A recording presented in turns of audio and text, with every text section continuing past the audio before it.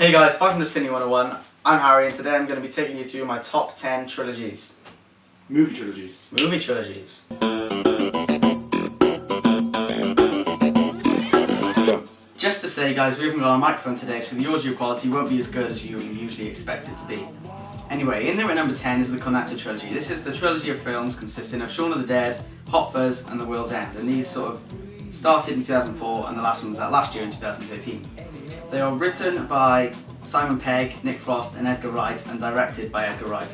These are some of the funniest films of the 21st century and that's why I put them in the number 10 spot. You gonna mention why they're called the Cornetto Trilogy? No.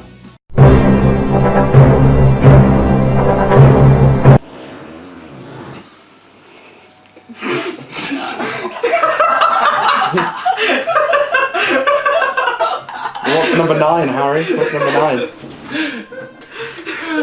At number 9 is Indiana Jones. These films are out in the 1980s and today they are some of the best films ever made.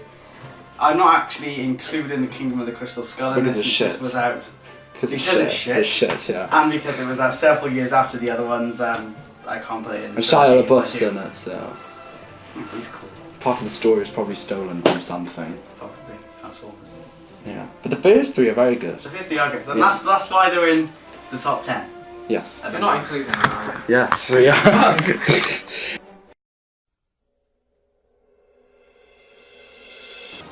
Zooming in at 88 miles per hour, which I just thought would sound cool for number 8, is Back to the Future. Now these were out again in the late 1980s and they are absolutely bloody awesome. It's basically Michael J. Fox plays a kid who's meets a scientist, makes a time machine, and they go back, he goes back in time and he has to send him back to the future, which is why it's called Back to the Future. And next year we get hoverboards, which is awesome. And that's why it is in at number 8. And if you haven't seen the films, you are going to have to get ready to see some serious shit. Yeah. Oh, and Which is a pun in making a itself, by the musical, way. That's not me just which swearing. is brilliant. It's not brilliant. No. Why are they doing that?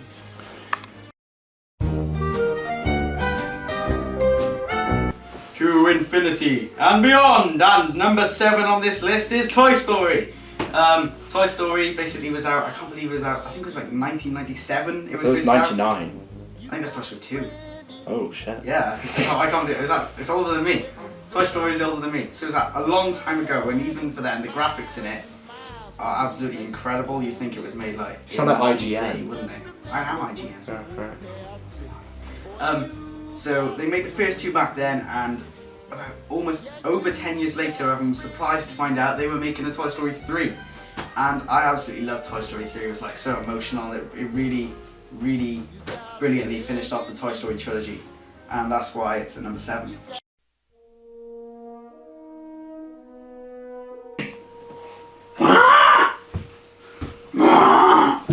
At number 6 is obviously Lord of the Rings. No, it's Jurassic Park, because that was my T-Rex impression, which was awful, I know. So basically, Jurassic Park, 1993, I believe. I don't know. I don't know, he doesn't know. I think it was from 1993, 21 years ago, and it is an absolute masterpiece. Steven Spielberg directed it. So basically, it's a park where they sort of clone dinosaur DNA, regrow dinosaurs. The dinosaurs run riot around the park, and it is a masterpiece of CGI and puppetry. Puppetry? They used puppets in Jurassic Park? They might have. Yeah, but I said it. I'm gonna have to look into that now to see if they But did they might have actually. used puppets, and if I didn't say it, the puppets. If they did use, very upset. if they did use puppets, they did it very well. If they did, they used very, very good puppets. And because of that brilliant Puppetry. possible puppetry, it is at number 6 on the list. Very good. Yeah.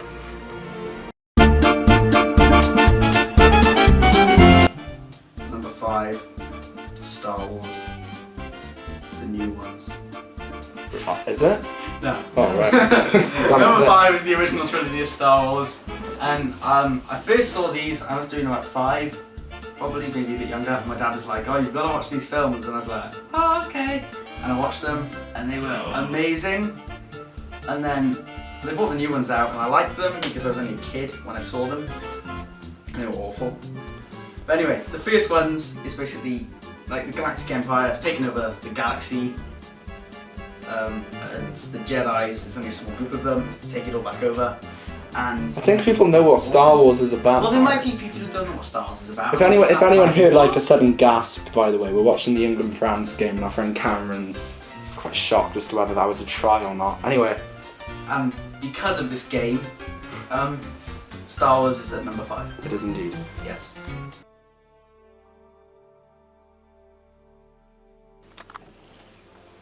At number 4 is the Dark Knight Trilogy. The Dark Knight Trilogy began with Batman Begins back in 2005, followed by The Dark Knight in 2008, and The Dark Knight Rises in 2012. I'm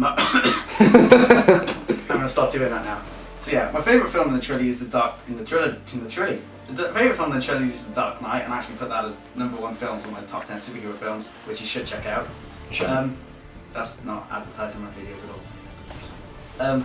So it's basically, the directing is Christopher Nolan, and he's a fabulous director. Rabulous. He's fabulous. Oh, right. You said rabulous. He's not rabulous. It's like an adjective to describe someone with rabies. No, that's like that's like a rabbi who's fabulous. Rabulous. Or a rabbi with rabies But yeah, who happens to be fabulous. A rabbi with rabies who is also fabulous. That's Yeah. what that.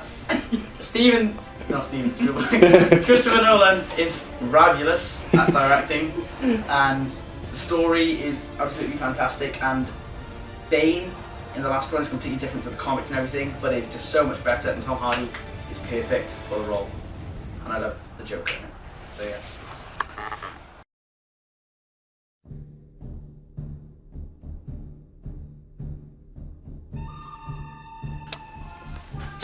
Is that the right film?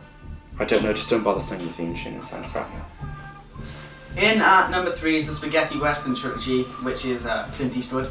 And these by far set the standard for all not only all Western films, but by any film, except the ones that are higher up than it in the list. And crap films as well. And crap films. Yeah. Well, no, not crap films either. Yeah, these films are absolutely fantastic, and they are so brilliantly made, and even though they're so old, they're still incredibly enjoyable to this day, and that's why they are number 3 in the film of threes.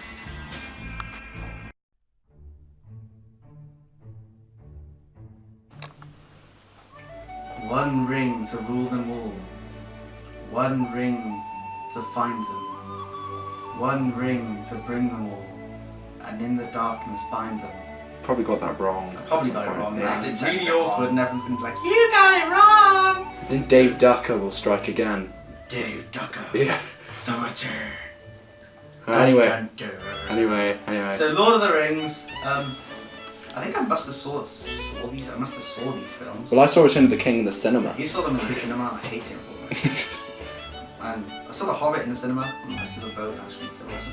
But Lord of the Rings is there because it is a directing masterpiece, it is a CGI masterpiece, the story is a masterpiece, and I love Peter Jackson's take on the books. Although I haven't actually read the books, I've been told by Sam that the books are absolutely fantastic. No, right, yeah. I think they've won more Oscars than Return of the King won more Oscars I think than any other film in existence. Return of the King won more Oscars than any other film in existence. Exactly. Yeah. I personally think that is a good choice because it is amazing, and this is like the best trilogy of all time, because this is number 2, which is the highest number. If we're making it the second best trilogy of all time. Oh, yeah.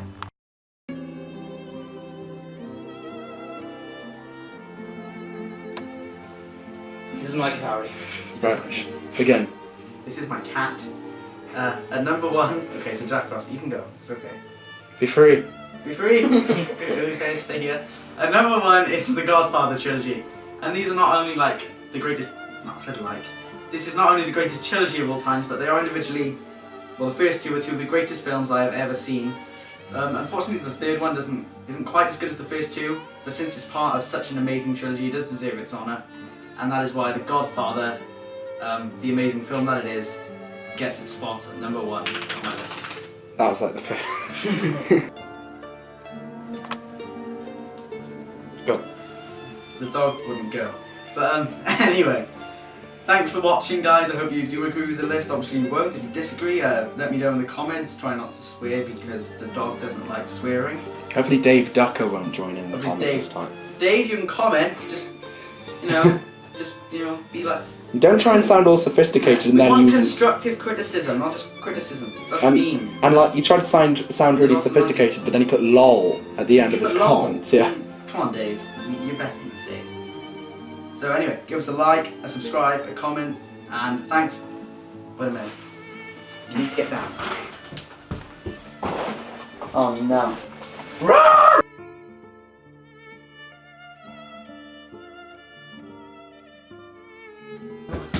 What?